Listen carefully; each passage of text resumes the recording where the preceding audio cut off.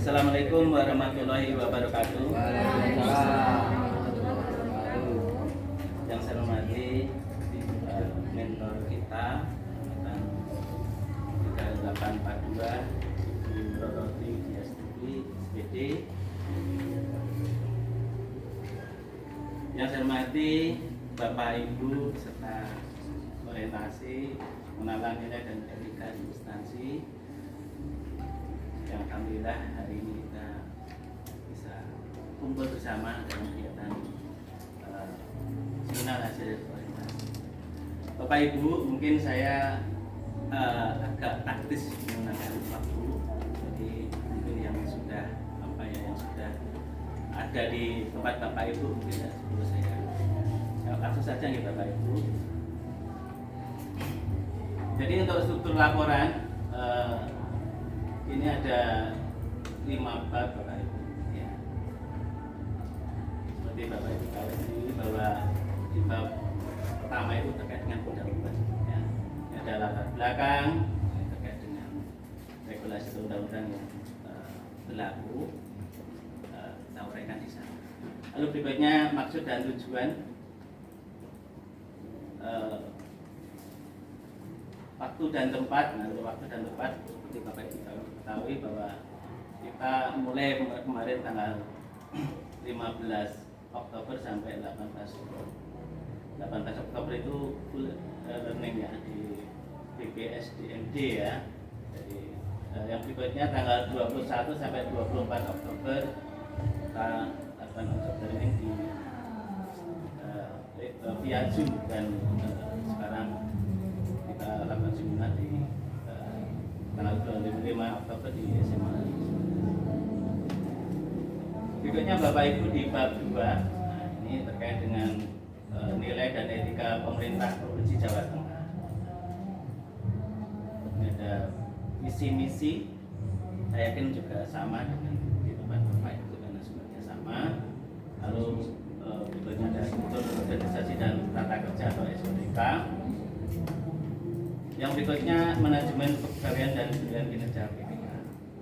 Ini Bapak Ibu. Saya lanjutkan di bab ketiga. Bab ketiga ini terkait dengan nilai dan etika di Dinas Pendidikan dan Kebudayaan Provinsi Jawa Tengah. Ada Penstra. Lalu berikutnya adalah SOTK Dinas Pendidikan dan Kebudayaan Jawa Tengah.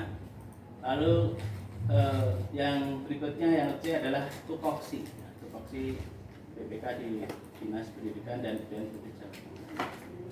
Lalu kita lanjut, di sini ada tambahan kemarin dari Ibu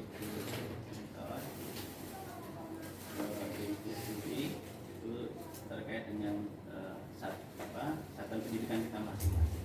Ini bukan saya di SMA Negeri 11 sama Bapak Ibu. Jadi sama seperti Denstra di Dinas Pendidikan Provinsi dan Jawa Tengah, ada visi misi, tujuan dan sasaran program strategis. Lalu berikutnya ada SOTK ya, ini di SMA Negeri 11. Berikutnya tupoksi. Ini ada di bab 3 Bapak Ibu. Lalu di bab 4, nah ini yang mungkin sedikit ya, batasan waktu juga saya sampaikan terkait dengan RHK ya.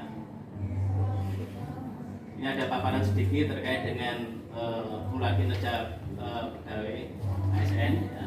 Jadi seperti kita bersama Bapak Ibu bahwa mulai tahun 2024 ini sudah ada matching antara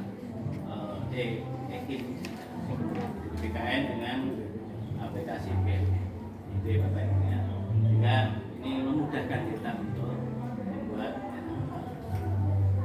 Ini ada RHK tahunan dan ini diminta untuk triwulan ya, triwulan yang normal. RHK ini seperti Bapak Ibu bersama, ini untuk tabelnya ada rencana hasil kerja pimpinan yang diintervensi atau RHK-nya pimpinan.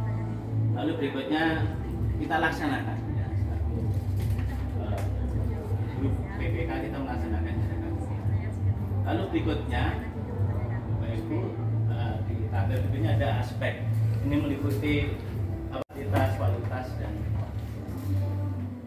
selanjutnya terkait dengan indikator kinerja individu ini ya juga terkait dengan aspek tadi, 3 aspek tadi. Ya. Lanjut nanti target. Targetnya ini nanti lebih ke operasional target. Lanjut yang berikutnya adalah kegiatan dan tahapan. Ini proses tahapan kegiatan untuk melaksanakan 1 sampai dengan 5. Nah ini untuk outputnya yang ke-7, output kegiatan. Jadi itu nanti bentuknya apa ya. Nah terkait dengan 1 sampai dengan 5 ini saya ambil di aplikasi kinerja Bapak Ibu. Jadi ada di sana. Jadi yang terakhir ini Bapak Ibu, di kolom yang terakhir ini ada penerapan nilai-nilai. Jadi dari 1 sampai 7 di pemahaman kami ini semua harus terwarnai dengan yang nomor 8 ini.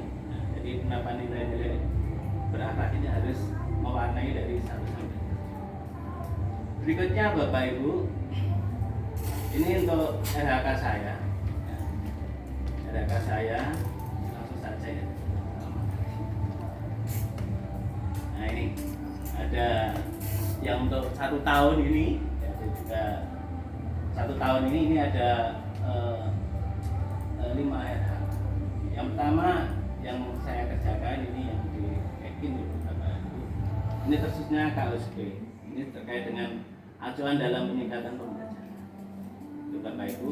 Lalu yang berikutnya adalah pelaksanaan pembelajaran. Ini merupakan nanti implementasi dari kurikulum operasional satuan pendidikan atau KUSP. Mungkin yang sekarang istilahnya ganti mungkin ya. Saya mengatur yang masih lama, tentunya KUSP. Lalu yang berikutnya adalah manajemen praktek manajemen kelas. Ini terkait dengan observasi kelas. Ini 1 tahun kita laksanakan per semester. 1 semester sekali dari setahun 2 kali. Lalu berikutnya adalah melaksanakan tugas tambahan klan. Saya mendapat tugas tambahan wali kelas sehingga ini masuk dalam RHK saya. Yang terakhir yaitu adalah pengembangan kompetensi guru. Nah ini untuk pengembangan kompetensi guru ini saya memilih 4 RHK ini Bapak Ibu. Ya, kegiatannya yaitu adalah kegiatan pelatihan mandiri. Itu juga Bapak Ibu sudah melakukan sama dengan saya. Cuma saya ini saya lakukan di semester pertama kemarin, ya semester 2 dulu. Lalu kegiatan berbagai praktek lain, ini bisa luring, bisa daring Bapak Ibu. Kalau ini banyak fasilitas sekarang ya yang daring. Nah ini diklat Bapak Ibu. Yang terakhir adalah kegiatan seminar untuk karya dan ini Bapak Ibu untuk RHK yang saya buat untuk 1 tahun ini, dan juga dari triwulan 4 ini juga terwarnai seperti ini. Berikutnya Bapak Ibu adalah bab penutup ya.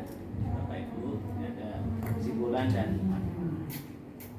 jadi kesimpulannya mungkin sama dengan Bapak Ibu ya, intinya dengan adanya kegiatan orientasi ini pemahaman pengenalan pada tugas pokok fungsi kita sebagai ASN PKK lebih memahami dari situ. Lalu yang kedua memberikan pendampingan para ASN PKK agar dapat menyesuaikan diri dengan nilai-nilai dan budaya kerja pemerintah Jawa Tengah. Tentunya ini adalah dari sisi pemangku wilayah ya, sehingga ini ada pendampingan. Yang terakhir adalah manfaat, yaitu meningkatkan pengetahuan tentang nilai-nilai dan etika dalam pemerintahan Jawa Tengah. Jadi ini yang pertama. Lah yang kedua adalah mampu mengaktualisasi di dalam kehidupan sehari-hari dan di tempat tugas. Ini Bapak Ibu presentasi terkait dengan laporan saya. Bapak Ibu, untuk berikutnya mungkin monggo silakan Bapak Ibu. terima kasih Pak Pri atas paparannya. Keren sekali ya Pak Pri. Pertanyaan saya adalah bagaimana upaya Bapak untuk pemenuhan RHK karena saya lihat pengembangan kompetensinya Bapak itu sangat banyak sekali. Terima kasih. Oh, iya. Untuk terkait dengan RHK, jadi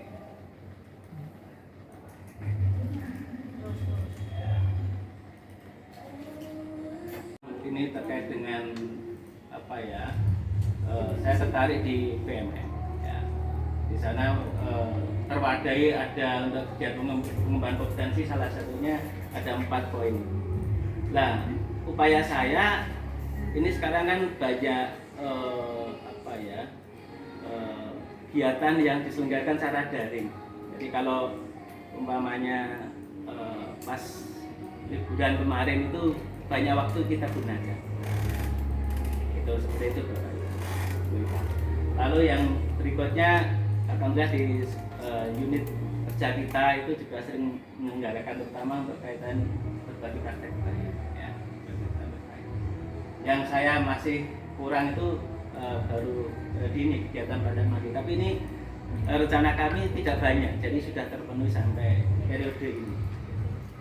Jadi upayanya ya kami harus aktif, saya harus aktif dengan kegiatan-kegiatan dilakukan oleh lembaga yang ini memang nyambung dengan RHK. Jadi untuk sampai gambaran sampai dengan triwulan ketiga ini kami sudah capainya sudah sekitar 90%. Itu Bu Eka. Terima kasih. Demikian Bapak Ibu untuk seminar kami. Ini mohon arahan, masukan dari Ibu Dorothy BSTV selaku mentor di angkatan 384. Monggo Ibu. Terima kasih Pak Pri sudah memaparkan hasil kerjanya membuat laporan dan RHK ya. Ini tadi pertanyaan di bagian RHK di pengembangan kompetensi guru yang sudah ditanyakan Bu Eka. Itu kegiatan pelatihan mandiri yang pertama, kegiatan berbagi praktik baik mandiri. Itu perlu mandiri enggak? Enggak, baik saja. Berarti kegiatan pelatihan mandiri oke, masuk. Kegiatan berbagi praktik baik. Nah, bukan praktik mandiri juga, tapi berbagi praktik baik. Nah, ikut-ikut mandiri di atas nanti setelah ini mendirikan bank mandiri ya Pak. Karena semuanya mandiri, jadi bank mandirinya Pak Apri siap. Kemudian yang ketiga kegiatan pelatihan dan bimbingan teknis itu kayaknya sama ya dengan yang satu ya. Pelatihan mandiri beda Bu. Yang pertama itu aksi nyata Beb. Oh gitu. Itu yang dari luar.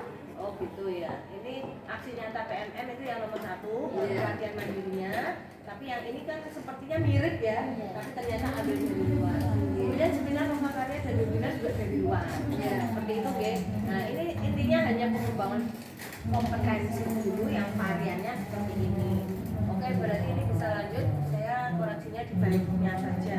Terus untuk yang laporan, Pak Apri masih ada SMS flash ya tadi, karena sudah terlanjur jadi dicetak, infonya tadi pagi barusan. Nanti direvisi untuk yang diupload ya. Kemudian untuk yang bagian tanda tangan tadi sudah terlanjur saya tanda tangani, tapi ternyata covernya masih keliru, jadi tak tepuk Pak. Tak tepuk ini berarti tidak terpakai. Kemudian selanjutnya untuk daftar isi semuanya sudah seperti ini nggih. Ada halamannya nggih. Ya. Kemudian di bagian bawah ada halaman nggih. Tapi ternyata di aturan penulisan itu halaman yang di bawah ini khusus untuk yang di bagian atasnya ada judulnya, aturannya. Tapi kemudian untuk halaman yang tidak ada judulnya seperti ini benar. Bab 3 judulnya ini, kemudian halamannya di sini. Harusnya yang tidak ada judulnya halaman berikutnya halamannya itu di pojok kanan atas. Tapi susah biasanya. Ya. Kita mengaturnya kan sekali atur perintah gitu terus bawah semua, atas semua ya sudah ini tidak apa-apa lah. Biar saja seperti ini tetap di bawah semua untuk memudahkan panjenengan. Tapi sebenarnya bisa sih satu persatu. Jadi yang Bu, terima kasih Bu PD minta kita yang telah banyak memberi masukan, saran dan catatan untuk saya khususnya. Kurang lebihnya kalau saya ada salah mohon maaf. Assalamualaikum warahmatullahi wabarakatuh. Waalaikumsalam.